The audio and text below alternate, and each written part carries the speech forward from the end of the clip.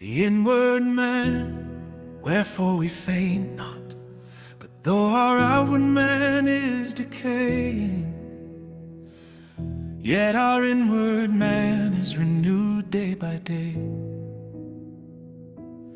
For our light affliction, which is for the moment, worketh for us more and more exceedingly an eternal weight of glory, while we look not at the things which are seen, but at the things which are not seen. For the things which are seen are temporal, but the things which are not seen are eternal. Despondency comes when we face our situation honestly. The majority avoid being truthful enough to take a realistic inventory, rightly fearing it might make them faint. But no one escapes altogether. Reality keeps trickling through the cracks of life. We may carry on with confidence, but we are only building feeble dikes against the flood. Earthborn, forever breaking down even while we build them.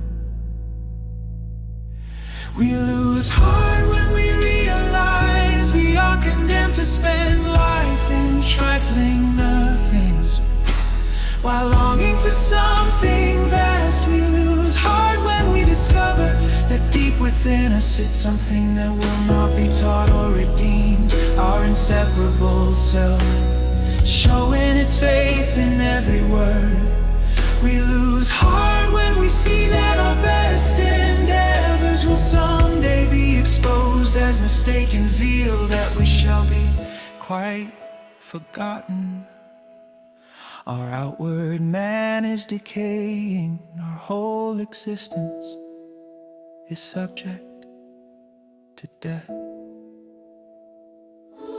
And Paul meets us, a man who has known this. Our outward man is decaying, but he confronts despondency with a battle cry, not a tottering seawall.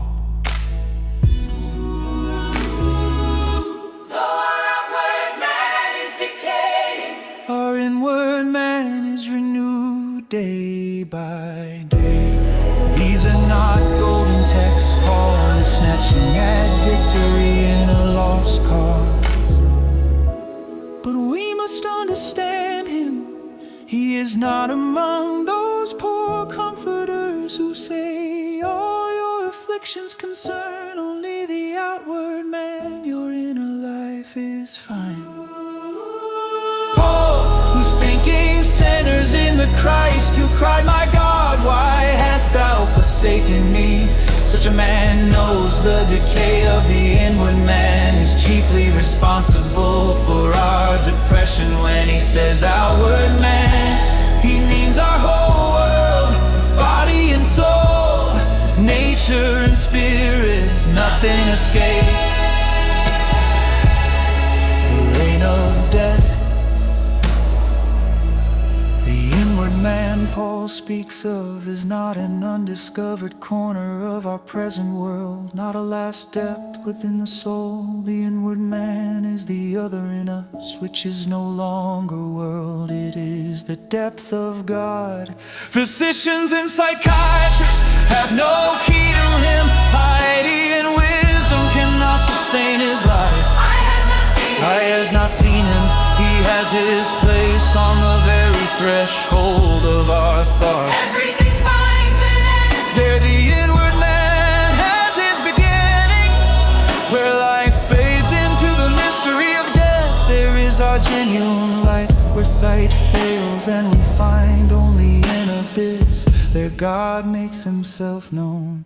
Yonder, Even while the outward man decays, something is happening on the hither side. Venus is being written, But yonder, a new beginning is made. here is nay, There is yet here death, yonder light, bubbling fountain of eternal youth, a new existence created out of nothing. Now listen further, Paul does not say, if you are religious you can overcome this. He says, our affliction worketh glory. What makes me captive serves to make me free. What kills me makes me alive. Through the day I arrive at the end. Affliction pushes us toward the boundary where the new world begins. It robs us of what we ought to lose, kills what ought to die. It is like capturing enemy guns and turning their muzzles. Whatever sought to make me faint must now give me courage. But we cannot simply repeat such words. If one thing must end, it is the presumption that we can say what apostles said without a demonstration of the Spirit. Who may take such words on their lips? Paul answers, we who look not at the things which are seen, but at the things which are not seen. This means a crisis in our life. Let us not rush in. Most who claim to mind invisible things would be stricken with terror if told what those things are.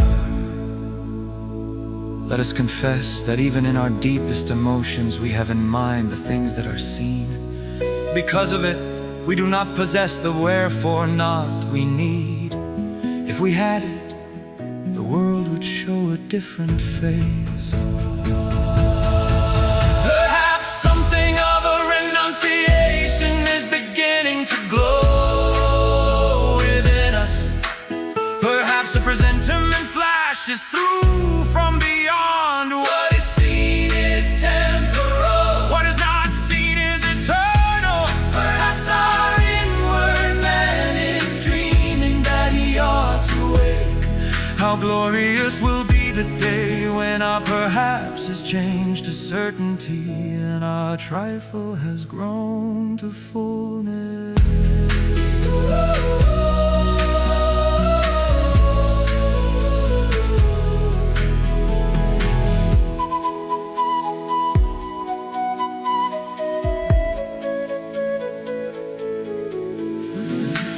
We who look not at the things which are seen, but at the things which are not seen. This means a crisis in our life. Let us not rush in. Those who claim to mind invisible things would be stricken with terror if told what those things are.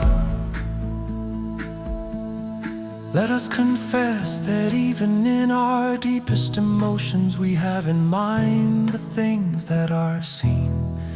And because of it, we do not possess the wherefore not we need.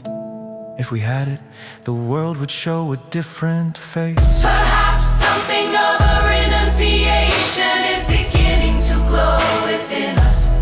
Perhaps a presentiment flashes through from beyond. What is seen is temporal. What is not seen is eternal. Perhaps our inward man is dreaming that he ought to wake. How glorious will be the day when our perhaps has changed to certainty and our trifle has grown to fullness.